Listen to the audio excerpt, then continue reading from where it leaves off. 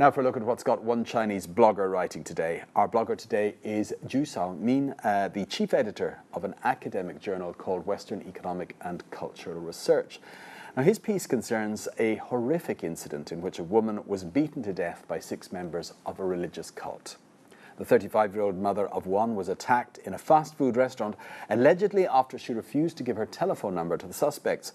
The group, known as Church of Almighty God, that's the English translation, was banned as an illegal cult by the authorities here in China back in 1995. The murder sparked much public agonizing and hand-wringing over the refusal of bystanders to intervene while a woman was bludgeoned to death in a public place. But our blogger is more interested in why such fringe religious groups seem to be flourishing here in China. Officially, the Chinese government permits the practice of just 5 religions: Buddhism, Taoism, Islam, and Catholic and Protestant Christianity. The China Anti-Cult Association claims 11 extreme religious sects are currently active in China. Our blogger asks why a society led by an officially atheistic government has seen such a growth in these quasi-religious fringe groups, particularly in rural areas. Here's what he has to say. This bloody attack is not and should not be treated as an isolated criminal case. It raises a number of tough questions we need to ask ourselves. As for me, the persistent and rampant existence of these cults reveals our nation's failures, both educational and administrative. Cults like the Church of Almighty God are based on beliefs that are nothing more than an awkward blend of rural superstition and a madman's ravings. The fact that they have so easily established themselves and expanded in rural China is a loud slap in the face for the education authorities. Confronting unemployment and non-existent social welfare, many people struggle to feed themselves and gradually become pessimistic and bitter.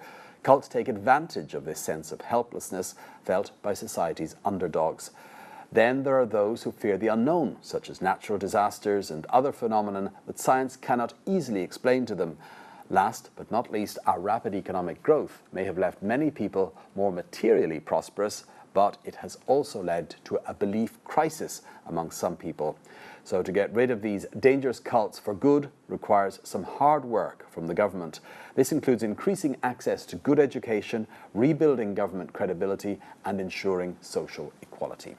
Well, we've taken a couple of comments following this to give you an idea of some of the reactions to it. This first one says, if free public health services were available, many people would not be tempted to join cults. As far as I know, many people do so just because they can't afford to go to a hospital and have heard that these cults can cure their diseases.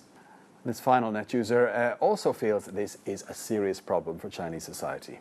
I strongly support the blogger's points. The current belief vacuum is a significant problem, which may lead to extremely serious consequences for our society.